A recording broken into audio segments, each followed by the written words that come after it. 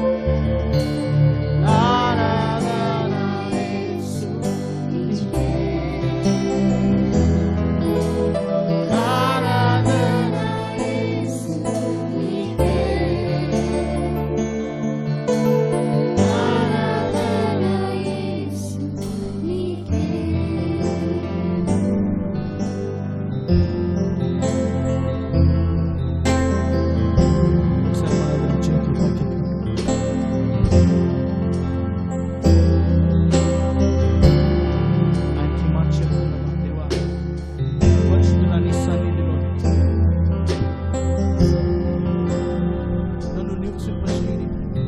మీ రెక్కల చాటున ప్రభా నన్ను భద్రపరచండి. పరిశుద్ధుడా నీ సన్నిధిలో పరిపూర్ణుడా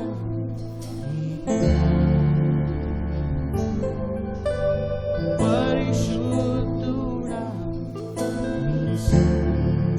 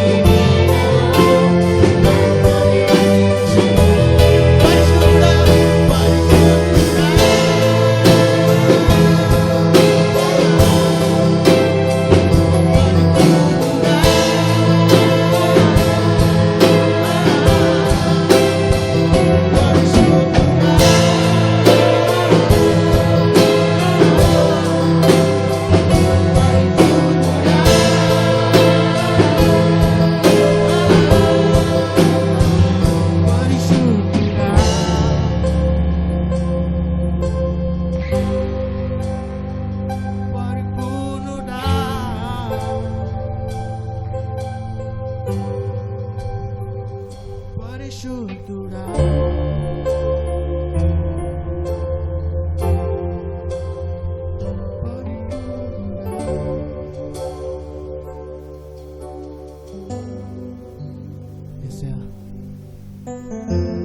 పరిశుద్ధుడు నీవు తప్ప పరిశుద్ధుడికి పరిపూర్ణ సమస్తంలో నీ చిత్తంలో ప్రభా దావీదు కీర్తనలో రాస్తున్నట్లు ప్రభా నీ చిత్తంలో నడువుట మాకు నేర్పమయ్యా. నీ బాటలో ప్రభా మేము నడుచుటకు ప్రభా మాకు సహాయం చేయండి. ఒకసారి చేతులతో చివరిసారి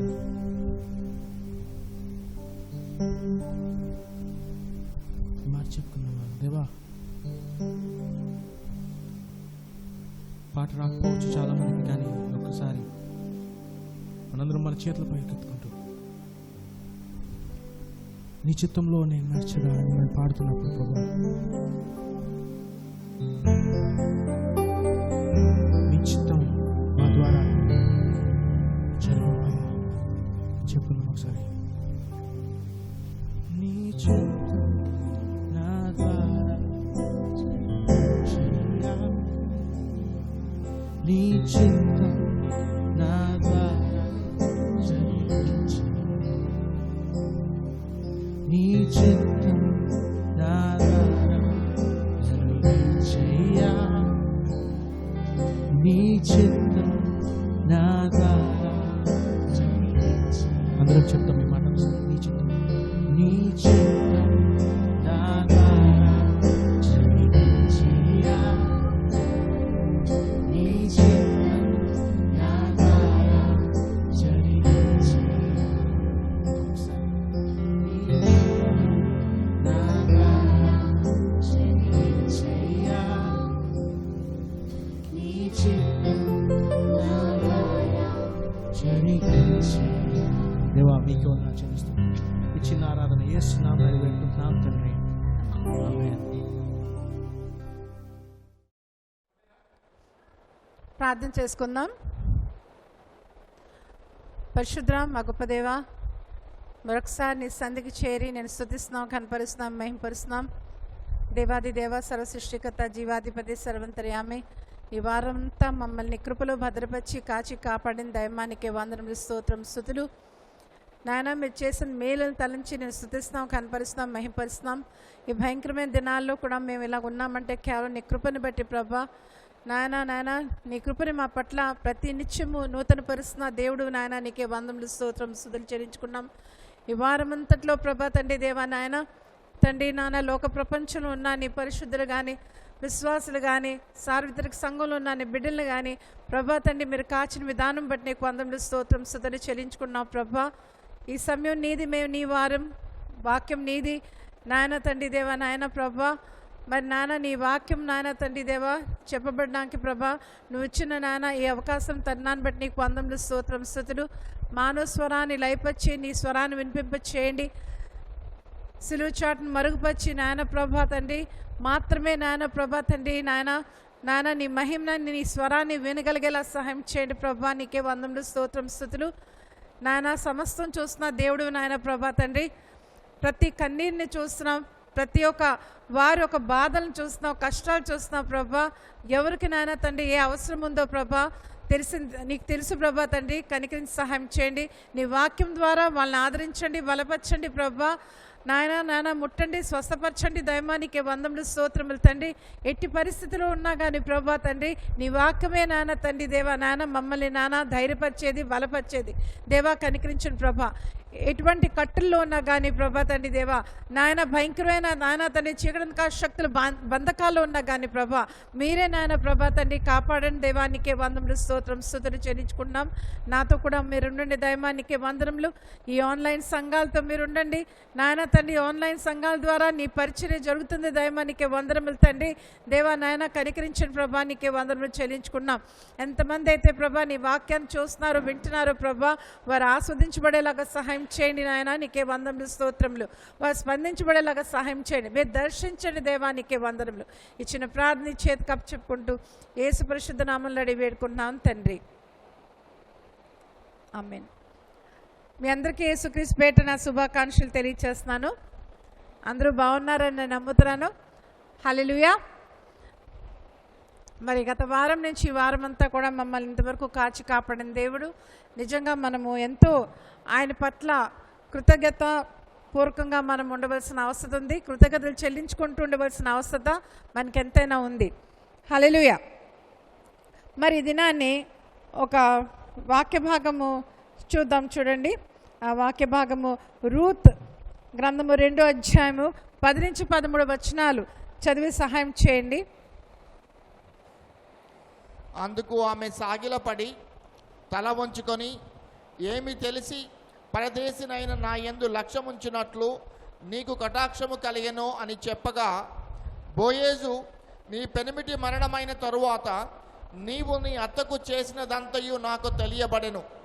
నీవు నీ తల్లిదండ్రులను నీ జన్మభూమిని విడిచి ఇంత ముందుకు నీవు ఎరగని జనమునొద్దకు వచ్చితివి. యెహోవా నీవు చేసిన దానికి ప్రతిఫలమిచ్చును. ఇశ్రాయేలీల దేవుడైన యెహోవా రెక్కల క్రింద సురక్షితముగా నుండునట్లు నీవు వచ్చితివి. ఆయన నీకు సంపూర్ణమైన బహుమానం ఇచ్చునని ఆమెకు ఉత్తరం ఇచ్చెను. అందుకు ఆమె, నా ఏలినవాడా, నేను నీ పనికత్తులలో ఒక దానను కాకపోయినను నీవు నన్ను ఆదరించి నీ దాసురాలి గనుక నా యందు ప్రేమ కలిగి మాటలాడేది గనుక నా ఎడల నీకు కటాక్షము కలగనిమ్మని చెప్పెను. మంచిదండి. వాక్య భాగము మరి మీరు విన్నారు. ఈ వాక్య భాగం మనకు పరిచితమైన వాక్య భాగమే. రూత్ నయోమీల విషయం మనందరికీ కూడా తెలుసు. మరి భయంకరమైన పరిస్థితిలో, ఆహారం లేని పరిస్థితిలో, కరువు వచ్చిన పరిస్థితిలో నయోమి తన కుమారులతో తన భర్తతో మోయాబ్ దేశానికి వెళ్ళినట్టుగా మనం చూస్తున్నాం. అక్కడ జరిగిన సందర్భం అంతా మనకు తెలుసు. మరి తన కుమారులు చనిపోయారు, మరి తన భర్త చనిపోయాడు. మరి అలాంటప్పుడు మరి ఒక కోళ్ళు అయితే తిరిగి తన పుట్టింటికి వెళ్ళిపోయింది. కానీ రూత్ అయితే మాత్రము మరి వెళ్ళడానికి ఇష్టపడలేదు. నయోమితోటి ఉండాలని ఆశపడి మరి తన నయోమితోటి వెళ్తుంది. నయోమి వద్దంటది, అమ్మ ఇంకా నా దగ్గర ఇంకేముందని, ఇంకొక కొడుకు కూడా లేడు కదా నీకు వివాహం చేయడానికి, మరి అందుచేత నువ్వు నీ యొక్క పుట్టింటికి వెళ్ళిపోతే బాగుందని చెప్పినా కానీ మరి రూత్ అయితే వినదు. ఒక నిబంధన చేసుకుంటుంది, నీ దేవుడే నా దేవుడు, నీ వారే నా వారు, నువ్వు నా దగ్గరే నేను ఉంటాను, చనిపోయిన దగ్గరే చనిపోతానని ఒక నిబంధన చేసుకుంటుంది అన్న సంగతి మనకు అందరికీ తెలుసు. మరి వాళ్ళు తిరిగి మరి యెరూషలేము ఆ ప్రాంతానికి మళ్ళీ తిరిగి రావడం జరుగుతుంది. కానీ వారు చాలా, నా పేరు ఇంకా నేను ఆస్వాదించబడిన దాన్ని కాదు, కానీ నేను ఎంతగానో నన్ను మారాన్ని సంబోధించండి అని నయోమి అంటున్న పరిస్థితి కూడా మనకి ఒక రూత్ గ్రంథంలో మనం చూస్తూ ఉన్నాం. మరి ఇక్కడ మనం చూసినట్లయితే మరి ఒక దేశం నుంచి మళ్ళీ సొంత దేశం వచ్చినా కానీ అక్కడ వాళ్ళు మళ్ళీ తిరిగి బ్రతకాలి, వాళ్ళకి ఆహారం ఉండాలి, ఏదో జీవనోపాధి కలిగి ఉండాలి. మరి నయోమికి అయితే ఎవరు లేరు, మరి కోడలే ఉంది. ఆ కోడలు మరి అంటది, మరి నేను వెళ్ళి కొంచెం ఏదైనా చూసి వస్తాను, ఏదైనా చేస్తాను, కొంత మనకు కూడా కొంచెం ఆహారం కలిగేలాగా అని అన్నప్పుడు అత్తగారు నయోమి ఒప్పుకున్నట్టుగా మనం చూస్తున్నాం. మరి అక్కడ మనము చూసినట్లయితే రూత్ మరి బోయేజ్ ఒక పొలములో అక్కడ పని చేయడానికి వెళ్ళినట్టుగా మనం చూస్తున్నాం. మరి అక్కడ పని చేయడానికి వెళ్ళినప్పుడు మరి అక్కడ వాళ్ళని అడుగుతుంది, అక్కడ పనిచేస్తున్న వారి దగ్గర, నేను పనిచేస్తాను ఇక్కడ అని చెప్పి. కొంత సమయం తర్వాత మరి బోయేజ్ అక్కడికి వస్తాడు. ఎవరు ఈ యొక్క కొత్త ఆమె కనబడుతుంది, కొత్త అమ్మాయి కనబడుతుంది, ఎవరు తను అని చెప్పి అడిగినప్పుడు మరి వాళ్ళు చెప్తారన్నమాట, మరి ఒక మోయాబీరాలు, మరి తన నయోమి కోడలు మరి ఇక్కడ మన మధ్యకు వచ్చింది, పొద్దున్నుంచి మరి అస్సలు అలాగ పనిచేస్తూనే ఉంది ఇంతవరకు కూడా. కొంత సమయం మాత్రము తన రెస్ట్గా భోంచేయడానికి మాత్రము కాసేపు తను గడిపినట్టుగా మేము చూస్తున్నాం, లేకపోతే అలాగే పనిచేస్తూ ఉండింది అని చెప్పినప్పుడు బోయస్ చాలా సంతోషించి రూత్ దగ్గరికి వెళ్ళి కొన్ని విషయాలు మాట్లాడి, అమ్మ నువ్వు ఈ పొలంలోనే పనిచేయి, ఎక్కడికి వెళ్ళొద్దు, జాగ్రత్త, ఆ మగవాళ్ళు అక్కడ పని చేసుకుంటున్నారు, ఆ పనివారు ఆయన నిన్ను ముట్టొద్దు, నిన్ను చూడొద్దు అన్నాను. ఏ అవసరమైనా మరి ఇక్కడ ఉన్న ఆడపిల్లలందరూ కూడా ఇంకా చెలికత్తెలు వాళ్ళు ఉన్నారు కదా, వాళ్ళ దగ్గర నువ్వు సమస్తం అడిగి మరి చూసి మరి నువ్వు అడగచ్చు, చేయొచ్చు.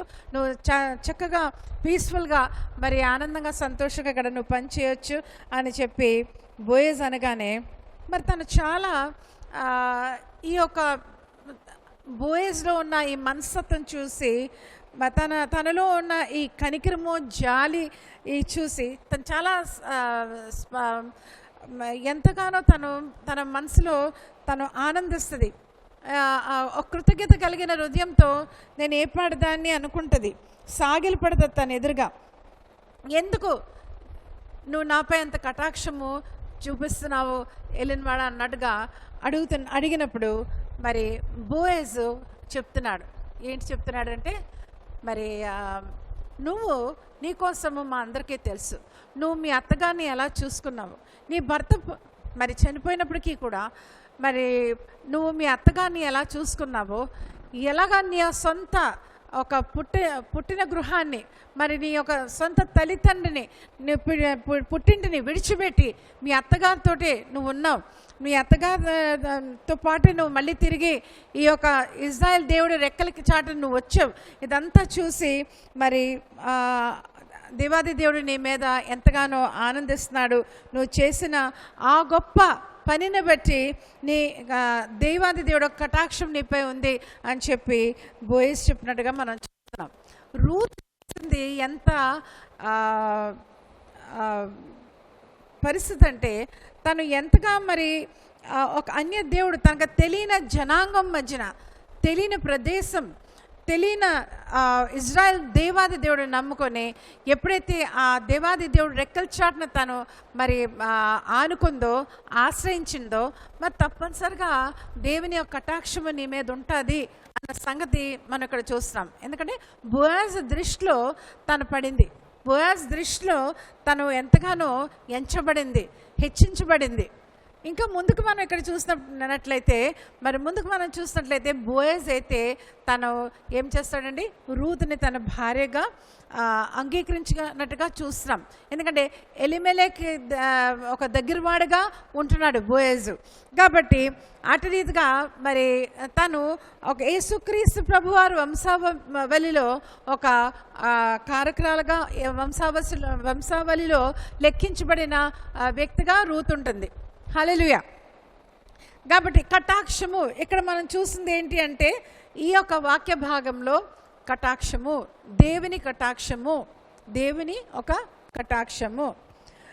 చూడండి, యేసుక్రీస్తు ప్రభు వారి కోసం ఒక మాట మరి లూకా 2:52 మనం ఏం చూస్తామంటే ఆయన దినదినము ఏంటంటే దేవుని దయందు, మనుషుల దయందు, వయసునందు, జ్ఞానమందు ఆయన ఏం చేస్తూ ఉన్నాడట, పెంపొందించబడతా ఉన్నాడట. ఎవరు కటాక్షంలో, దయా కనిక్రమంలో దేవుని దయందు, మనుషుల దయందు, మరికపోతే వయసునందు, జ్ఞానమందు కూడా ఆయన కటాక్షించబడతా ఉన్నాడట. ఆయన మరి కనికరం, కృపా కనికరం పొందుతూ ఉన్నాడట యేసు ప్రభు వారు. అది చాలా ఇంపార్టెంట్ పరిస్థితి.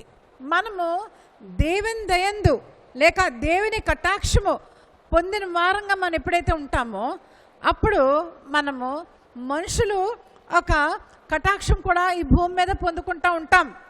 హల్లెలూయా. కానీ దేవాది దేవుడిని మనము ఇష్టపూర్వకంగా ఆయనకి మనము ఇష్టమైన వారంగా మనం జీవిస్తేనే దేవాది దేవుడు కటాక్షం మనం పొందుతున్నాం. చాలాసార్లు మన జీవితాల్లో మీరు గమనించారో లేదో కానీ మనము కొన్ని ఒక పరిస్థితులు వస్తాయి. ఒక గడ్డు సమస్య వస్తుంది అనుకోండి, మనం ఏదో చెయ్యాలి, మన ఏదో ఆఫీస్లో వెళ్ళి మనకి ఏదో జరగాలి, లేక మనం ఏదో ఆశిస్తాం. మరి ఆ పరిస్థితిలో మనం ఊహించలేనట్టుగా మనం కనీసము అలాగనుకోం కూడా, కానీ అంత అద్భుతంగా ఆ దేవుని యొక్క కృపా కనికరం, ఆ దేవుని యొక్క గొప్ప జోక్యము అక్కడ చూస్తాం. దేవాది దేవుడు మరి ఎలాగంటే ఆయన స్వతహాగా అక్కడ ఉన్న వారితో మీరు మాట్లాడినట్టు ఆ ఉన్న వారిని మన కోసము దర్శించినట్టు, మన కోసము మరి ఆయన మీరు చేసి పెట్టాలి అని ముందుగా వాళ్ళతో చెప్పినట్టుగా మన పక్షాన్ని ప్రతిదీ కూడా అక్కడ జరుగుతున్నట్టుగా మనం చూస్తున్నాం. చాలాసార్లు మన విషయంలో అలాగా, మరి మీ విషయంలో జరిగిందో లేదో కానీ నా జీవితంలో మాత్రము అలాగ చాలాసార్లు జరిగిందండి. ఎన్ని సాక్ష్యాలు నేను ఆలోచించినప్పుడు ఇలాంటి సందర్భాలు జరిగిన విషయం. మరి మేము మీకు తెలియపరచడానికి మీకు అటువంటి సాక్ష్యాలు లేవని కాదు, కానీ ఒక్కసారి దేవుని కటాక్షం ఎంత గొప్పదో అనే సంగతి, మరి నా కుమార్తెని మరి పోగొట్టుకున్న తర్వాత ఢిల్లీ మహాపట్నంలో విశాఖపట్నం వచ్చిన తర్వాత దేవుని సేవ పరంగా మాకు మేము సమర్పించుకొని వచ్చినప్పుడు మరి సేవ జరుగుతూ ఉంది. దేవాది దేవుడు చెప్తున్నాడు, మీరు ఒక మినిస్ట్రీని మరి ఫామ్ చేయాలి అన్నప్పుడు ఆ మినిస్ట్రీ విషయంలో మరి సేవ ఎలాగుండాలి, ఆ సేవ మేము ఎలా చేయాలి అన్నది చూపిస్తున్నప్పుడు, ఆ సొసైటీ ఎలాగ రిజిస్టర్ చేయాలి, ఎవరి దగ్గరికి వెళ్ళాలి, ఆ రిజిస్టర్ సొసైటీస్ దగ్గర ఎలాగెళ్ళాలి, ఎలాగ మేము అంతా కూడా అప్లై చేయాలి అంతా చూపించినప్పుడు మేము వెళ్ళాము. అదంతా ఆ పేర్లని నేను సిద్ధపరచుకొని అన్ని రాసి మరి అక్కడికి వెళ్ళిన తర్వాత అదంతా ఫామ్ చేసి ఇచ్చిన తర్వాత సాధారణంగా కొన్ని రోజుల తర్వాత రమ్మంటారు. కానీ అక్కడ ఆ రిజిస్టర్ ఆఫీసర్ ఉంటాడు కదండి, ఆయన పిలిచి అమ్మ ఈ స్నేహ మెమోరియల్ మినిస్ట్రీ అంటే ఏంటి అని చెప్పి అడగడం జరిగింది. అయితే దేవుని సాక్ష్యం చిన్నగా చెప్పాను. స్నేహ అనగా నా బిడ్డండి, కొన్ని ఒక 6-7 నెలల కిందట తను నిద్రించింది. మరి ఆ బిడ్డ పేరు మీదే ఈ యొక్క సొసైటీ ఫామ్ చేస్తాము అంటే మరి ఇంకో మాట అనలేదండి, కూర్చోండమ్మా అని అన్నారు. కూర్చున్న ఒక అరగంట సేపులో ఆ సొసైటీ అంతా రిజిస్టర్ చేసే సర్టిఫికెట్ అంతా కూడా నా చేతికి ఇవ్వడం జరిగింది. ఇది ఎవరు చేశారు అంటే ఏం చెప్పాలి, ఇది మన పక్షాన్ని ఉండి చేసింది ఆ దేవుడే మన పక్షాన్ని చేసింది. మరి ఇటువంటివి ఎన్నో మేలు స్కూల్ గుర్తింపు కోసం, రికగ్నిషన్ కోసం తిరుగుతున్నప్పుడు ఐసిఎస్సి రికగ్నిషన్ కోసము, అలాగే మరి ఇక్కడ డిఓ లోకల్ విశాఖపట్నం డిఓ అంతా వచ్చి చూసిన తర్వాత మరి ఆ కాగితాలన్నీ కూడా స్టేట్ సెక్రటేరియట్కి పంపించిన తర్వాత అక్కడ వెళ్ళి మరి అక్కడ మినిస్టర్తో మాట్లాడినప్పుడు ముద్దుకృష్ణ నాయుడు గారితో, ఆయన కూడా ఈ కాగితాలంతా చూసి నన్ను కూర్చోబెట్టినంత అవసరం ఏముందండి, ఎందరో వస్తారు ప్రాబ్లమ్స్. ఒక మినిస్టర్ ఆఫ్ ఎడ్యుకేషన్ తన సమయంలో నిలబెట్టించి మాట్లాడతారు. కూర్చోండమ్మా అని చెప్పి కూర్చోబెట్టిన తర్వాత ఏంటండి చెప్పండి అమ్మా అంటే, నా ఫైల్ ఇక్కడ ఉందండి, నిన్నటి దినాన్ని ఫైల్ వచ్చింది ఇక్కడ, మరి ఐసిఎస్సి స్కూల్ రికగ్నిషన్ కోసం మరి డిఓ దగ్గర నుంచి మీ దగ్గర ఫైల్ వచ్చింది, మరి మీరు అది చూస్తే కనుక ఢిల్లీ మరి ఐసిఎస్సి బోర్డుకి వెళ్ళాలి అని చెప్పినప్పుడు ఆ ఫైల్ నా ఎదుట రప్పించి దాని మీద సంతకం గ్రీనింగ్ పెన్తో పెట్టిన తర్వాత ఆ కన్సర్న్డ్ ఒఫీషియల్ పిలిపించి ఈ ఫైల్ రేపటి దినాన్ని పంపించేయండి అని, మీరు 3-4 దినాల్లో మీరు ఢిల్లీ వెళ్ళొచ్చమ్మా, ఫైల్ వెళ్ళిపోతుందని చెప్పారు. మరి అది ఎంతో నా ఆనందము కాదు, ఆ దేవుణ్ణి నమ్మి ఎక్కువ రోజులు కూడా అవ్వలేదు. అంతవరకు ఒక హైందవురాలుగా అన్య దేవతల్ని మరి ఆశ్రయిస్తూ ఉన్నాను నేను.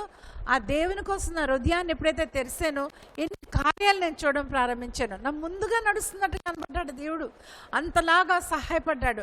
వెంటనే అక్కడి నుంచి నేను మరి ఇంకొక రోజు ఆగుతూ వెంటనే ఢిల్లీ వెళ్ళి ఆ ఢిల్లీలో ఐసిఎస్సి బోర్డు వారితో కలిసినప్పుడు వాళ్ళందరూ కూడా మాట్లాడి వెంటనే వాళ్ళు ఏమన్నారంటే, మేము ఒకసారి వస్తాము, ఆ స్కూల్ చూస్తాము, అప్పుడు మేము ఆలోచించి రికగ్నిషన్ ఇస్తాము అని చెప్పారు. సరే, చాలా బాగుంది. మరి వాళ్ళని కలిసి నేను వచ్చేసాను. ఒక వారం లోపల వాళ్ళ మళ్ళీ స్కూల్ గుర్తింపు ఒక పర్మిషన్ ఇవ్వడానికి వచ్చారు. మరి ఐసిఎస్సి సిబిఎస్సి స్కూల్స్ కోసం ఎప్పుడైతే నేను ఈ స్కూల్ రికగ్నిషన్ కోసం నేను పరుగులు పెడుతున్నానో అప్పుడైతే మినిమం 5 acres ఉండాలి, 5 ఎకరాల స్థలం మాత్రము స్కూల్కి ఉండాలి, ఒక సరైన బిల్డింగ్ ఉండాలి, ప్లే గ్రౌండ్ ఉండాలి, అన్నీ ఉండాలి ఏమండి. మరి నా దగ్గర ఏమీ లేదు. మాత్రమే నా చనిపోయిన కుమార్తె విషయంలో ఒక సాక్ష్యము, ఆ కుమార్తె నన్ను దేవుని తట్టు తిప్పడానికి మరి తను ఒక ఎంచబడింది, దేవుని చేత పంపించబడింది. 10 సంవత్సరాలు మా కుమార్తెగా ఈ భూమి మీద మా బిడ్డగా బ్రతికింది. దాని తర్వాత ఏ కారణం వల్ల అయితే పంపించాడు ఆ దేవాది దేవుడు తను మళ్ళీ తిరిగి తన సన్నిధికి పిలుచుకున్నాడు. మరి అంతవరకే మా దగ్గర ఇంకేమీ లేదు, డబ్బులు ఖర్చు పెట్టడం కూడా లేదు, ఏమీ లేదు. ఆ సమయంలో మేము అటు పరిస్థితిలో ఉన్నాం. మరి అటు పరిస్థితిలో మేము నేను ఆ మాటలు చెప్పి తిరిగి వచ్చేసేగానే వారంలోని వాళ్ళందరూ కూడా ఐసిఎస్సి బోర్డు నుంచి వచ్చారు. వచ్చి స్కూల్ చూసి ఆశ్చర్యపోయారు. ఏమండి అంతా ఇటు అటు చూస్తే షెడ్సే ఉన్నాయి, డెస్క్ బెంచెస్ ఉన్నాయి. ఏమండి మరి అన్నీ చూసి మరి వాళ్ళ పైన మరి ఏమి అయిందో వాళ్ళు ఎలాగ వాళ్ళు ఆ విషయంలో వాళ్ళు ఏం మార్పు వచ్చిందో ఏమి చూసారో నాకైతే తెలియదండి. మాత్రమే నేను అనుకుంటున్నాను దేవుడు కృపా కటాక్షము మరి అదే నేను చూడగలిగాను. వాళ్ళు వెంటనే we can see the tears and the vision of a mother. నేను అన్నాను ఈ యొక్క, ఎందుకంటే స్కూల్లో ఎప్పుడు కూడా నా కుమార్తె స్నేహ మరి చాలా చక్కగా చదివేది, చాలా మరి తనకి అవార్డ్స్ మెడల్స్ అన్నీ వచ్చేవండి. మరి అట్టి పరిస్థితుల్లో నేను చెప్పాను నా బిడ్డని జీవింపచేయడానికి ఈ ఇన్స్టిట్యూషన్ మరి ఈ ఇన్స్టిట్యూషన్లో చదివిన వారందరూ కూడా చక్కగా మరి ఎదగాలి, మారల్స్లో, ఎథిక్స్లో, అకాడమిక్స్లో అనే నా ఆశ తప్ప ఇంకేమీ కాదు. To make my daughter live in the form of an institution అని చెప్పి వాళ్ళకి నేను చెప్పాను. చెప్పగానే మరి వాళ్ళు ఇంకొక మాట అనలేదు. వెంటనే ఆ ఫైల్ మీద సంతకం పెట్టి వెంటనే వాళ్ళు ఓకే అని చెప్పి పెట్టి కొన్ని దినాల్లో ఐసిఎస్సి రికగ్నిషన్ మరి ఇవ్వడం జరిగింది స్కూల్కి. అప్పుడు మా స్కూలు, ఇప్పుడు నా school the 5th ICSE school in, it was the 5th ICSE school in Vizag. దాని తర్వాత చాలా ICSE CBSE schools CBSE schools చాలా వచ్చాయి, చాలా మష్రూమ్ గ్రోత్స్ అయ్యాయి. కానీ ఇలాంటివి ఆలోచించినప్పుడైతే నా జీవితంలో ప్రతిదీ కూడా ఒక దేవుడు నా పట్ల చూపిన ఆ గొప్ప కటాక్షము, ప్రేమ, కనికరము, దయ అంతా కూడా నాకు జ్ఞాపకం వస్తుంది. మరి అట్టి ఈ సందర్భంలోనే మనం జ్ఞాపకం చేసుకోవాలి. మరియా నా దగ్గర దేవుని దూత గాబ్రియల్ దూత వచ్చి అంటున్నాడు, దయాప్రాప్తురాలా నీకు శుభం. ఏంటండి దయాప్రాప్తురాలా అంటే you are worthy of God's kindness and God's mercy. దేవుని ఒక కృపా కనికరానికి తగ్గ దానువు నువ్వు. మరి మరియా మరి ఎటువంటి వ్యక్తిత్వం కలిగిందో మనకు తెలియదు. ఆ కాలంలో మరి తను ఎంత దేవుని సన్నిధిలో ఎలుగెత్తి ప్రార్థన చేసిందో, ఎన్ని గంటలు చేసిందో, ఎంత దేవునికి ఇష్టమైన కుమార్తెగా బ్రతికిందో మనకైతే తెలియదు. కానీ తన ఒక గర్భాన్ని దేవాది దేవుడు ఎన్నుకున్నాడు యేసుక్రీస్తు ప్రభు వారి లోకానికి రావడానికి. గాడ్స్ ఫేవర్, కటాక్షం అనగా దేవుని యొక్క ఫేవర్, ఆయన కృపా కనికరములు. ఆయన మనల్ని ప్రేమించినప్పుడు, ఆయన మనం సంతోషపెట్టినప్పుడు, ఆయన జీవింపచేసే విధానం, మనం ఎలాగ బ్రతకాలో, ఆయన యొక్క కమాండ్స్ మనం ఎలాగ ఒబే చేయాలో, ఆయన ఎలా మనం ఒబీడియంట్గా మనం సబ్మిట్ అవ్వాలో, ఆయన కోసం మనం అలా జీవించినప్పుడు ఆయన ఒక కృపా కనికరం, ఆయన కటాక్షం ఎల్లప్పుడూ కూడా మనతో కూడా తోడుగా ఉంటుంది. మనకు తెలియకుండా అనేక విషయాలు మన జీవితంలో జరిగిపోతూ ఉంటాయి. అది మాత్రం నేను అనుభవించిన విషయమే మీ అందరితో కూడా తెలియపరుస్తున్నాను. చూడండి, ఇంకో విషయం మనం చూసినట్లయితే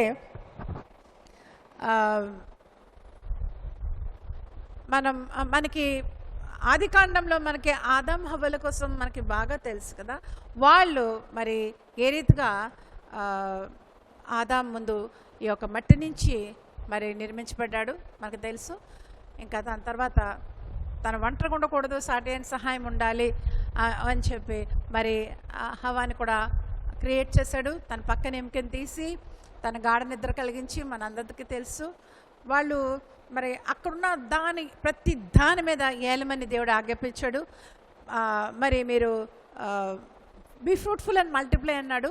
మీరు ఎంతగానో ఆస్వాదించబడింది, సేజుపరచండి ఈ యొక్క తోటని, ఈ యొక్క పరిస్థితుల్ని, ఇక్కడున్న జంతువుల్ని అన్నిటి మీద కూడా మీకే అధికారం అని చెప్పి దేవాది దేవుడు పరిపూర్ణమైన అధికారం వాళ్ళకి ఇచ్చాడు. They enjoyed the presence of God, they enjoyed whatever was there. అక్కడున్న ప్రతి దాని మీద కూడా వాళ్ళకే అధికారం, వాళ్ళదే అధికారం. ఐశ్వర్యం అంతా వాళ్ళదే, అధికారం అంతా వాళ్ళదే. అంతటి మీద కూడా వాళ్ళే మరి చూసుకోవడానికి వాళ్ళు అక్కడ పెట్టుబడి ఉన్నారు. దానికి కొన్ని కండిషన్స్ ఉన్నాయి. ఒక కండిషన్ పెట్టాడు దేవుడు. He wanted to test them, ఒక కండిషన్ పెట్టాడు. కానీ ఆ కండిషన్ దాటి మరి ఎప్పుడైతే వాళ్ళు దే వెంట్ అగెన్స్ట్ గాడ్, దేవుడిని ఎప్పుడు తిరస్కరించారో, మరి ఎప్పుడైతే హవ మరి ఆ ఒక పాపంలో పడిపోయిందో, మరి ఆ పాము రూపంలో సాతాను వచ్చి ఎప్పుడైతే శోధించాడో, మరి ఏదైనా మధ్యన ఉన్న ఒక ఆ చెట్టు మీద నుంచి మరి నువ్వు తినకూడదా, ఎందుకు తినకూడదు, అది మంచిది కదా, నీ జ్ఞానం వస్తుంది, నీ కళ్ళు తెరిపవుతుంది అన్నీ అండ్ షీ గాట్ టెంప్టెడ్. మరి శోధించబడి అది తినింది కాకుండా ఆ ఆదాం కూడా తను ఇచ్చినట్టుగా మనం చూస్తాం. వాళ్ళు దాక్కున్నారు. ఎందుకు దాక్కున్నారండి? పట్టుబడ్డారు కనుక. బికాజ్ మనం ఎప్పుడైతే దేవునికి విరుద్ధంగా ఏదైనా చేస్తామో మనకి ఆ సంబంధాలు, ఆయనతో ఉన్న ఒక రైట్ రిలేషన్షిప్ అది ఏమవుతుందంటే బ్రేక్ అవుతుంది. మనం ఏమీ లేదు, ప్రతి దిన చర్యల్లో మనం ప్రతిదినం మన రొటీన్గా మనం చూసినట్లయితే, మనం ఒకరి మీద కోపించినా, ఒకరి మీద మనం గట్టిగా గసిరినట్టు మాట్లాడినా, ఎవరైనా మనతో అలాగా ప్రవర్తించినా కానీ మనకి ఒకలాంటి వేదన మనకు కలుగుతుంది కదండి. ఆ రోజు మనము ఎంతో నిరాశ చెందుతాం. ఎంత నిరాశ చెందుతాం అంటే మనకి ప్రార్థన చేయడానికి లేక వాక్యం చదవడానికి కూడా మనకు మనసు కలగదు. వాళ్ళతో మాట్లాడాలి, చేయాలి, చెందాలి అనుకుంటాం. కానీ మనకేదో అడ్డులాగా ఒక అహంభావం, చిచి నేను మాట్లాడడం ఏంటి, పోతే పోయిందిలే, వాళ్ళు వస్తారులే, ఎవరి కోసం ఏ పాటి వారు అని చెప్పి మనలో ఒకలాంటి స్థితులు, మరి ఒక తర్జన్ భర్జం మానసికంగా మనం అవుతూ ఉంటాం. మన తలంపులు కూడా మనతోటి ఏకీభవించు. మరి అట్టి పరిస్థితి మనం చూస్తూ ఉంటాం. కానీ వాస్తవానికి that really breaks a relationship with God. మనొక దేవునితో ఉండవలసిన ఆ సత్సంబంధాలను ఏం చేస్తుందంటే అది అక్కడ బ్రేక్ చేస్తా ఉన్నట్టుగా మనం చూస్తాం. వాళ్ళు పొందిన ఐశ్వర్యము, మహిమ, వాళ్ళు దేవుని యొక్క సృష్టిలో కిరీటంగా ఉన్న ఆదాం హవ్వలు సమస్తం పోగొట్టుకొని they fell from the grace of God. దేవుని కృపా కటాక్షము నుంచి వారు ఏమయ్యారంటే వాళ్ళు పడిపోయారు. శాపగ్రస్తమైన పలుకులు దేవుని ద్వారా అక్కడ పలకబడ్డాయి. అది సర్వ మానవాళికి వ్యాపించినట్టుగా మనం చూస్తున్నాం. ఎలాగైందో అదే మనము కంపేర్ చేసినట్లయితే హీఈస్ ద ఫస్ట్ ఆడమ్. మొదట ఆదాము మన పాపంలో మనం పడిపోయిన కారకుడు తన ఉండగా, మనం ఒక దేవుని యొక్క సాల్వేజ్ ఎలా చేశాడు, సిచ్యువేషన్ని దేవాది దేవుడు ఎలాగ ఆలోచించి ప్లాన్ చేశాడో రెండో ఆదాం ద్వారా అది పూర్తయినట్టుగా కూడా మనం చూస్తున్నాం. ఆ వాక్యం చూడండి ఒకసారి. 2 కొరింథీయులకు రాసిన పత్రిక 8వ అధ్యాయం 9వ వచనం ఒకసారి చూద్దాం. ఆ చదివి సహాయం చేయండి.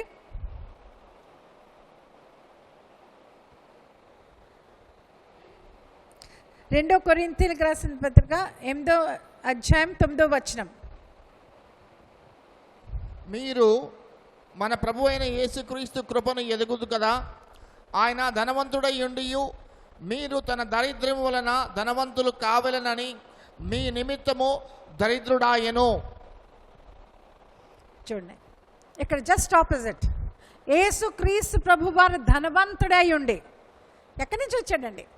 తన మహిమైశ్వర్యాన్ని విడిచిపెట్టి ఏమి కాని రూపంలో ఒక ఎంతగా తనకు తను తగ్గించుకున్నాడు, రిక్తుడై ఒక దాసుడు పోలికలో ఈ లోకానికి నరవతారుగా వచ్చాడు.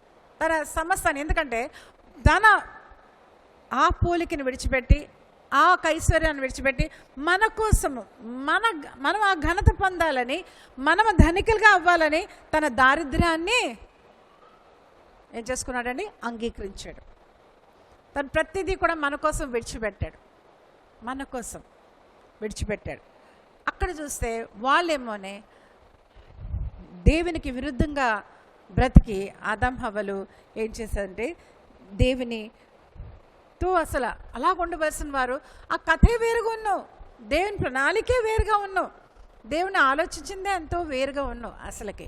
కానీ అలాగ మాత్రము జరగలేనట్టుగా మనం చూస్తున్నాం. మరి ఎక్కడ బైబిల్లో మనం ఆది కాండం నుంచి మనం ప్రకటన గ్రంథం వరకు చూస్తే ఎవరు ఎలాగ దీవించబడ్డారో దేవుని చేత, ఆయన కటాక్షం ఎలా పొందుతూ ఉన్నారో, ఆయన కృపా కనికరం ఎలా పొందుతూ ఉన్నారో మనకి ఎంతో స్పష్టంగా తెలుస్తుంది. మనము మన ఈ యొక్క బైబిల్ అన్న ఈ యొక్క గ్రంథము మనము సరిగ్గా దాన్ని ధ్యానించము. మనం కొంత సమయం ప్రతి దినము కానీ మనం ఆ యొక్క బైబిల్ గ్రంథం మనం ధ్యానించినట్లయితే దేవుని యొక్క ప్రేమ, దేవుని యొక్క కృప, దేవుని యొక్క గొప్ప స్థితి మరి మనకి ఎంతగానో తెలియచేయబడతా ఉంటుంది. గూఢమైన సంగతులు మనకి ఆ దేవుడు తెలియపరుస్తూ ఉంటాడు. హల్లెలూయా. చాలా మంచిదండి. ఇంకొక వాక్యం మనం చూసుకుందాం. చూడండి, సామెతల గ్రంథం 12:2 చూద్దాం. ఒక శతపురుషుడు, ఒక మంచివాడు, మంచి వ్యక్తి దేవుని యొక్క కటాక్షము పొందుతాడట. కానీ ఒక చెడ్డ ఆలోచన కలిగిన వాడు కానీ, చెడ్డ వ్యక్తి కానీ, ఒక దుష్ట ఆలోచన కలిగిన వాడు కానీ దేవుని చేత ఏం పొందుతాడటండి? తిరస్కరించబడతాడట, త్రోసివేయబడతాడట, కండెమ్ చేయబడతాడట.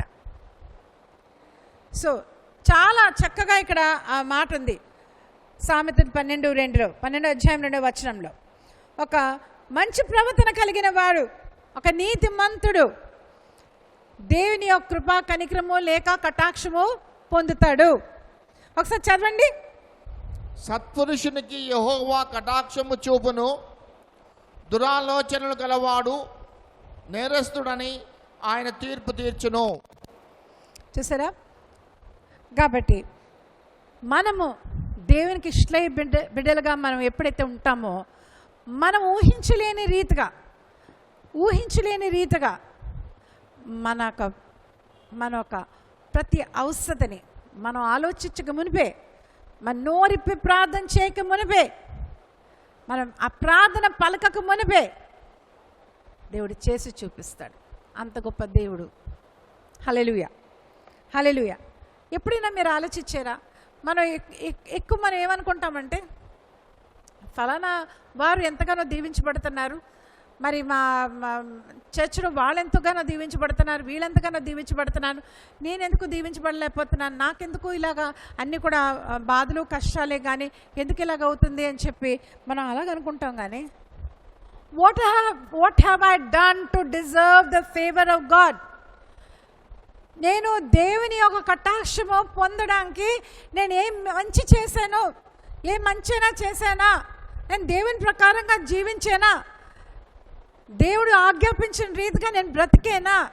నేను మారు మనసు పొందేనో నిజమే, కానీ మారు మనసు అనగానే ఒక మార్పు, మన ఒక వ్యక్తిగత జీవిత విధానంలో మార్పు, ఒక మలుపు తిరగడం, మన గత జీవిత పరిస్థితి నుంచి మనం మార్చబడ్డం, మన పూర్తిగా నూతన పరచబడ్డం.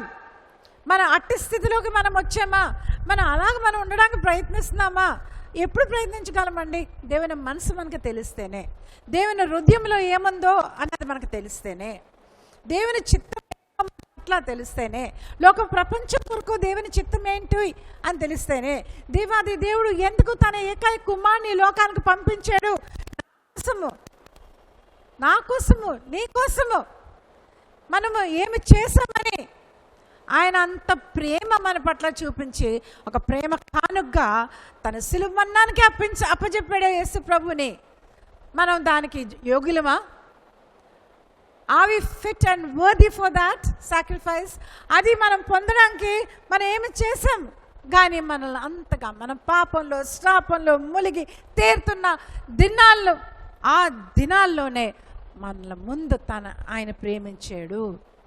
He loved us first. మనం ఆయన ప్రేమించలేదండి. ఆయన ప్రేమ మనల్ని వెంటాడుతూనే ఉంది. నువ్వు ఎప్పుడైతే ఆయన పూర్ణ మనసుతో, పూర్ణ ఆత్మతో, పూర్ణ వివేకంతో నువ్వు ప్రేమిస్తావో, ఆయనకి లోబడతావో, ఆయన ఒక కట్టడల ప్రకారంగా నివసిస్తావో, నీ ముందుగా నడుస్తుంది. ఆయన కృపా కటాక్షములు మన వెంటాడుతూ ఉంటుంది. ఇదొక సత్యం. మీరు చేసి చూడండి. మీరు ఒక్కసారి దీన్ని అభ్యసింప చేసి చూడండి. ఈ ప్రకారంగా జీవించి మీరు చూడండి. మీ స్వచిత్తాన్ని ఆయన ఒక యుద్ధ, ఆయన సన్నిధిలో సిలువేయండి. ఆయన బలిపీఠం యుద్ధ మీ స్వచిత్తాన్ని ఏకంగా చంపేయండి. మీరు జీవించింది నేను కాదు కానీ క్రీస్తే అని అపోస్తలుడైన పౌలు చెప్పినట్టుగా ఒకసారి ఆలోచించండి. చాలా కష్టం. నేను అన్నది తీసివేయడం చాలా కష్టం, చాలా కష్టం. ఇంకా నేను కాదు ప్రభా, నీ దర్శనమే నా దర్శనం, నీ మాటే నా మాట, నీ చిత్తమే నా చిత్తం, నాది మాత్రం ఇంకేమీ లేదు, సమస్తము ఇంకా నేను బ్రతకట్లేదు కానీ నాలో ఉన్న క్రీస్తే అని చెప్పగలుగుతున్నామా? ఎన్నో మనం చేయగలుగుతాం కానీ ఆ ఒక చిన్నది మనము చేయలేకపోతాం. ఎందుకంటే దట్ క్యాప్టివేట్స్ అస్. అది మనలో స్థిరంగా నేనుతో కూడిన ప్రతిదీ కూడా మనలో అంతగా నివసింపచేస్తూ ఉంటుంది, మనలో అంతగా ఉంటుంది. హల్లెలూయా. అలాగే సమూయేలు మనం చూసినట్లుగా అయితే సమూయేలు ఎవరి దగ్గర పెరిగాడండి? ఏలీ దగ్గర పెరిగాడు. పిల్లలు లేరు హన్నాకి, మనకందరికీ తెలుసు. కానీ పాలు ఎంతో ఆ షిలోహుకి వెళ్ళి ప్రార్థన చేసేది, ఎంతో దేవుని సన్నిధిలో కన్నీరు కాచేది. కాచి మరి ఎంతలాగా మరి బాధపడేదంటే, మరి అక్కడ మనం చూసినట్లయితే మరి ఏలీ అయితే అనంటాడు, వచ్చే సంవత్సరం సమయానికి నేను ఒక కొడుకు అంటావని.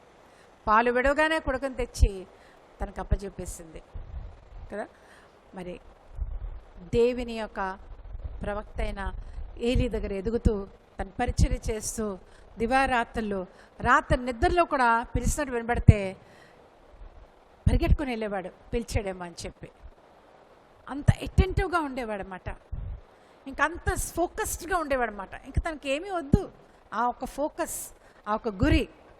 ఇది దేవుని సేవకుడు అంటే దేవుడు ఆయనకి చేస్తానంటే నేను దేవుడికి చేస్తానని చెప్పి గనక తన ఎదుట పెరుగుతూ దేవుని దయందు, మనుషుల దయందు, వయస్సు జ్ఞానమందు పెరుగుతూ ఉన్నాడు. He was growing in the presence of God. Hallelujah, hallelujah. ఎంత గొప్ప సంగతి. మరి దాని తర్వాత సంగతి మనకు తెలుసు. సమూయేలు ఎంతగా ఉన్నతంగా వాడబడ్డాడు. దేవుడైన యెహోవా తన దగ్గర ఏ రహస్యమో దాయలేదు. ఇజ్రాయెల్ దేశాన్ని పట్ల భవిష్యత్తులో ఏమి ఆలోచన కలిగి ఉన్నాడో అంతా కూడా చెప్పబడడం జరిగింది.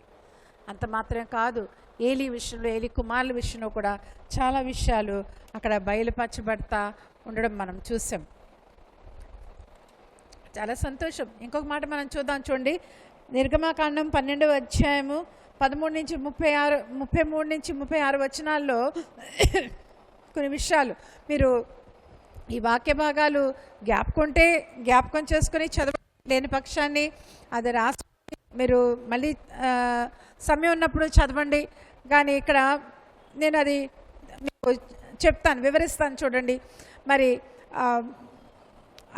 ఐగుప్తి దగ్గర ఇజ్రాయెల్ వారు బానిసలుగా ఉన్నారు, చాలా బాధతో ఉన్నారు. ఎలుగెత్తి దేవునికి ప్రార్థన చేస్తున్నారు. దేవాది దేవుడు మోషేని వాళ్ళ బాధ వాళ్ళ కన్నీరు చూసి మోషేని వాళ్ళని విడిపించడానికి పంపించాడు. మరి ఫరో హృదయం ప్రతిసారి కఠినపరచబడి ఇదిగో అదిగో అని చెప్పి విడిచిపెట్టలేదు. మరి ఒక సమయం ఎలాగొచ్చిందంటే ఇంకా వీళ్ళు విడిచిపెట్టకపోతే వీరు వెళ్ళనివ్వకపోతే మరి మా మీదకి మన్నమే వస్తుంది, మనందరం కూడా ఈ రకంగా భయంకరంగా మరి చనిపోవడం పరిస్థితికి మనం వస్తాము సుమా అని చెప్పి వాళ్ళని వెళ్ళమని ఆజ్ఞాపిస్తాడు. మీరు వెళ్ళిపోండి అని. మరి దేవుడైన యెహోవా మోషేతో ఎలాగన్నాడంటే ఆ ఇశ్రాయేలు బిడ్డలతో అడగమన్నారు. ఐగుప్తీయుల దగ్గర బంగారము, వెండి, మరి ఇంకా చాలా ప్రాముఖ్యమైన విలువైనవి కూడా ఐగుప్తీయుల దగ్గర అడగమన్నాడు. ఐగుప్తీయుల దగ్గర అడిగితే ఐగుప్తీయులు సాధారణంగా చూస్తే, మామూలుగా మనం చూస్తే, మరి వాళ్ళు ఉన్న విధానంగా మనం వాళ్ళ విషయం మనం ఒకసారి ఆలోచిస్తే వాళ్ళు ఇస్తారండి బంగారము, వెండి, మరి వాళ్ళ దగ్గర ఉన్న ఒక చాలా ప్రాముఖ్యమైన వస్తువులు వాళ్ళు ఊరికనే ఇచ్చేస్తారా? ఇవ్వరు. మామూలుగా చూసినట్లయితే వాళ్ళు ఇవ్వరు. కానీ వాళ్ళు దృష్టిలో ఈ ఇజ్రాయేల్ వారు ఏం పొందారట? దేవుని కృపా కనికరము కటాక్షం పొందారట. కాబట్టి వాళ్ళు పరిపూర్ణంగా ఇచ్చారట. వాళ్ళకి ఇవ్వడమే కాదు, మరి వాళ్ళు దోచుకున్నట్లుగా వాళ్ళు ఎంతో ఉన్నవారుగా మరి ఇజ్రాయేలీ వారు మరి అక్కడి నుంచి ప్రయాణమైనట్టుగా మనం చూస్తున్నాం. హల్లెలూయా. అక్కడ కూడా దేవుని యొక్క గొప్ప కటాక్షము మనము చూడగలుగుతా ఉన్నాం. హల్లెలూయా. ఎంత గొప్ప దేవుడు అండి. చాలా ఈ విషయాలు మనం ఆలోచించినప్పుడు మరి మనము నిజంగా ఆ ఒక దేవుని కటాక్షము మరి అనుదినము మనం చూడగలుగుతాం. We can see his hand in every small thing in our lives if we give him the eminence in our life. మన జీవితాల్లో ఆయన ప్రాముఖ్యంగా మనము ఎప్పుడైతే లోబడి ఆయన మనం అనుసరిస్తామో, ఆయన చిన్న చిన్న విషయాల్లో కూడా ఆయన దివ్యమైన హస్తము, అదృశ్యమైన సన్నిధి మనతో కూడా వస్తున్నట్టుగా వెళ్తున్నట్టుగా మనం గమనిస్తూ ఉంటాం.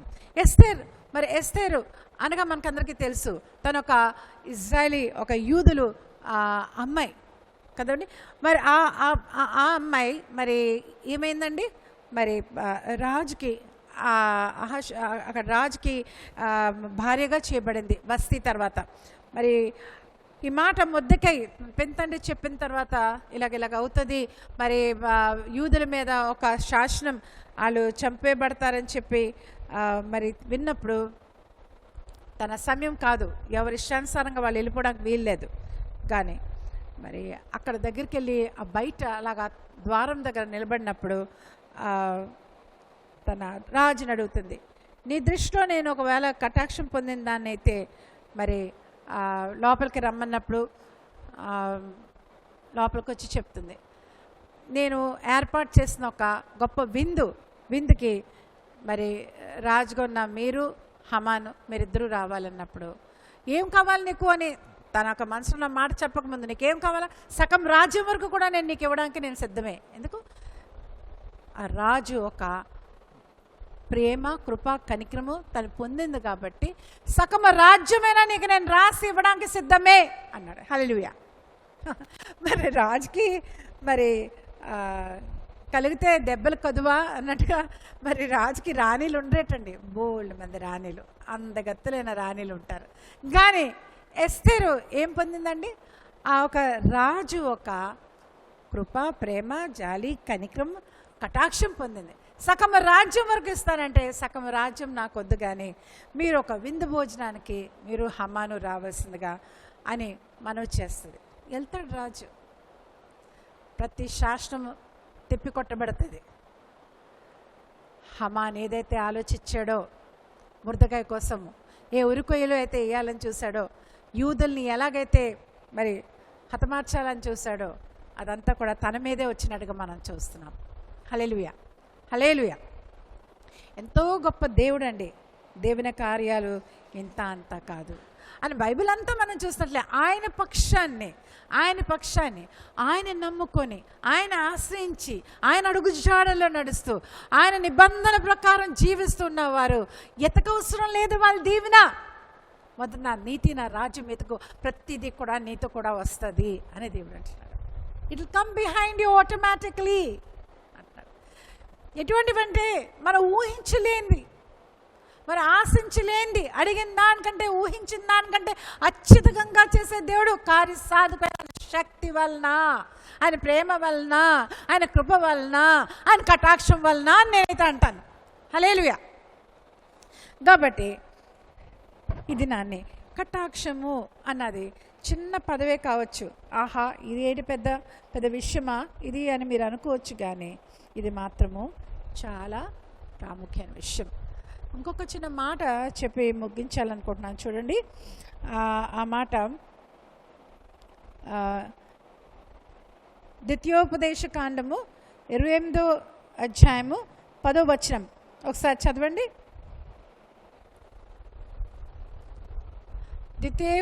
ద్వితీయోపదేశ కాండము 28వ అధ్యాయము 10వ వచనం.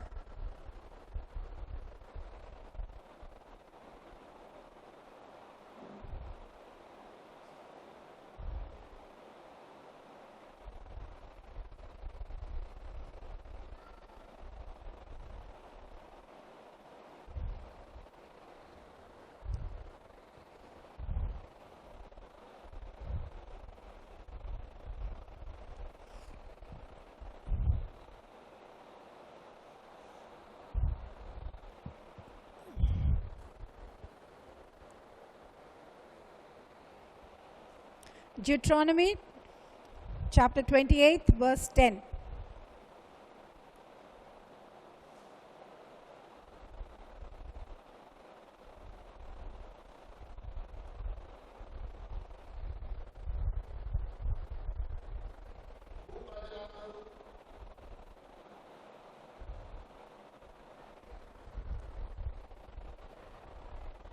భూ ప్రజలందరూ యెహోవా నామమున నీవు పిలువబడుచుండుట చూచి నీకు భయపడుదురు. హల్లెలూయా.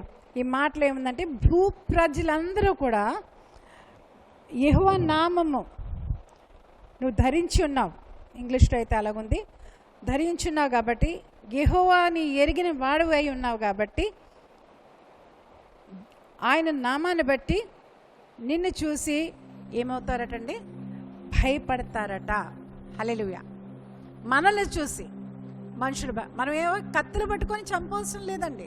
మన ఎవరినో మనం టెర్రరిస్ట్ లాగా మనం ఏదో వాళ్ళని చంపే అవసరం లేదు, మన యొక్క ప్రాణం తీసే అవసరం లేదు, మనం హ్యూమన్ బాంబ్ లాగా వెళ్ళిపోయి ఏదో పేల్చే అవసరం లేదు. కానీ మనల్ని చూసి జడుస్తారట. ఎందుకండి? మన పక్షాన్ని యుద్ధము జరిపే దేవుడనే యెహోవా. హల్లెలూయా. మన పక్షాన్ని, మనతో ఎల్లప్పుడూ ఉన్న దేవుని సన్నిధి. హల్లెలూయా.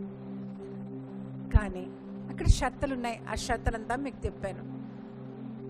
పూర్ణ మనసుతో, పూర్ణ ఆత్మతో, పూర్ణ వివేకంతో, ఆయన ఇష్టమైన బిడలగా, ఆయన ఒక ఆజ్ఞలు పాటిస్తూ, మనం ఎప్పుడైతే మనం ఒక intimate walk with the Lord, సన్నిహితమైన సంబంధం కలిగి మనం ఉంటామో, ఆయనతో అటువంటి రీతిగా మనం నడుస్తామో, అప్పుడు మనం దేవుని ఒక కటాక్షం పొందిన వారంగా ఉంటాం. హల్లెలూయా. చాలా మంచిది. వాక్యం మీరు ఓపికతో విన్నారని అనుకుంటున్నాను. మరి విన్నట్లయితే వాక్యం మీలో పనిచేయాలి. ఆ వాక్యానుసారంగా, దేవా నా జీవితంలో కూడా నేను గొప్ప అద్భుతాలు నేను చూడాలి అని తలలు వంచుతాం. ఎక్కడున్నారో వాళ్ళందరూ కూడా ప్రార్థనాపూర్వకంగా దేవుని తట్టు మీరు చూడండి. దేవుడు మనల్ని దాటిపోకుండా మనల్ని వాక్యం ద్వారా ఇది నాన్న దర్శించాడు కాబట్టి, వాక్యం ద్వారా మనం సంధించాడు కాబట్టి, మనం ఒక్కసారి అటువంటి జీవితాల్లో అటువంటి సాక్ష్యాలు మనం కలిగి ఉన్నామా, ఆయన కృపా కనికరములు మనం చూసి ఉన్నామా, ఎక్స్పీరియన్స్ అనుభవించామా, ఆయన సాక్ష్యం అనుగ్రహించామా అన్న సంగతి మనం ఒకసారి ఆలోచిద్దాం. లేని పక్షాన్ని ఎలా బ్రతుకుతే నా జీవితంలో అలా జరుగుతుంది. అడుగడుగున ఎలాగా దేవుని యొక్క ప్రేమ, మన అవసరతలు దేవాది దేవుడు మనం మొరపెట్టే కన్నీరు వేదన చూస్తూ ముందుగా నడుస్తాడు అని చెప్పి మనం ఆలోచిద్దాం. అలాగ బ్రతకడానికి పరిశుద్ధాత్మ దేవుడి సహాయాన్ని మనము అడుగుదాం. మనం ప్రార్థన చేద్దాం. ఎక్కడ వారు అక్కడ మరి దేవుని తట తిరిగి మరి ఏకీభవించండి, మౌనంగా ఏకీభవించండి, ప్రార్థన చేసుకున్నాం.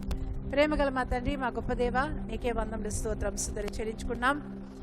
ఈ మంచి సమయాన్ని బట్టి నీకు వందములు స్తోత్రం స్తుతులు తండ్రి. ఏ రీతిగా నేను స్తుతించగలం, ఏ రీతిగా నేను మేము గొప్ప చేయగలం, ఏ రీతిగా నాయన ప్రభా తండ్రి దేవా నాయన ప్రభా నీకు ఏదైనా చెల్లించగలం ప్రభా. ఎందుకంటే మా దగ్గర ఏమీ లేదు. మేమేమీ ఉన్నాము కేవలం నీ ఉచితమైన కృపను బట్టి. నీ కృప, కటాక్షము, ప్రేమ, కనికరం మా పట్ల విస్తారమైనది ప్రభా తండ్రి దేవ నాయన దేవా తండ్రి. దాన్ని పొందుకోగలిగిన గొప్ప నాయన తండ్రి దేవా నాయన ప్రభా తండ్రి దేవా నాయన ఓ తండ్రి దేవా ఆ ఒక పొందుకోగలిగిన విధానం మీరు మాకు ఇది మీరు చూపించారు నాయన. నీ యొక్క గ్రంథములో నాన్న ఎంతమంది అయితే ప్రభా తండ్రి ఈ కటాక్షము పొందారో ప్రభా తండ్రి దేవా, అది కేవలం మేము చదివి విని విడిచి ప్రభా అది మాదిరిగా మా జీవితం మేము అనుసరించి ప్రభా తండ్రి దేవా నాయన ఒక నూతన రీతిగా ప్రభా తండ్రి దేవా నాయన నీతో మేము సహవాసము చేసి నాయన తండ్రి అడుగుని నాయన నీతో పాటు అడుగులు వేస్తూ ప్రభా నీతో నడిసే ఆ విధానం మాకు నేర్పించిన దేవా నీకే వందనములు చెల్లించుకున్నాం ప్రభా. దేవా నాయన కనికరించండి ప్రభా తండ్రి నాయన ప్రభా నీకే వందములు స్తోత్రం స్తుతులు చెల్లించుకున్నాం. ఒక్కొక్కరితో మాట్లాడారని నేను నమ్ముతున్నాను పరిశుద్ధ తండ్రి. మా జీవితాల్లో ఎందుకేమీ అవ్వట్లేదు అనుకున్న వారు ప్రభా ఉన్నారో ప్రభా మాట్లాడాను పరిశుద్ధ దేవా తండ్రి నాయన తండ్రి. నరపుత్రుడా నువ్వు తిన్నంగా నిలబడంటున్నావు, అప్పుడు నేను మాట్లాడతానంటున్నావు. నీ నోరుని తెరు, నేను అప్పుడు నింపుతానంటున్నావు ప్రభా నీకే దేవా నాయన కనికరించిన దయమా నీకే వందములు చెల్లించుకున్నాం ప్రభా. దేవా తండ్రి దేవా ఈ దినాన్ని ప్రభా తండ్రి దేవా మీరు వర్ణించిన నాయన తండ్రి దేవా నాయన నీ పరిశుద్ధ ఈ యొక్క వాక్యాన్ని బట్టి నీకు వందములు స్తోత్రం స్తుతులు తండ్రి. విన్న వారందరూ కూడా ఒక నూతన రీతిగా నాయన తండ్రి మార్పు చెంది ప్రభా తండ్రి దేవా నీ కృపా కనికరం కలిగిన నాయన తండ్రి దేవా ఓ నాయన జీవితాలు వాళ్ళు కలిగి ఉండే లాగా సహాయం చేయండి ప్రభా తండ్రి దేవా నాయన దేవా కనికరించండి. నీ వాక్యాన్ని విన్నారో వాళ్ళు ఆస్వాదించి దీవించబడాలి ప్రభా.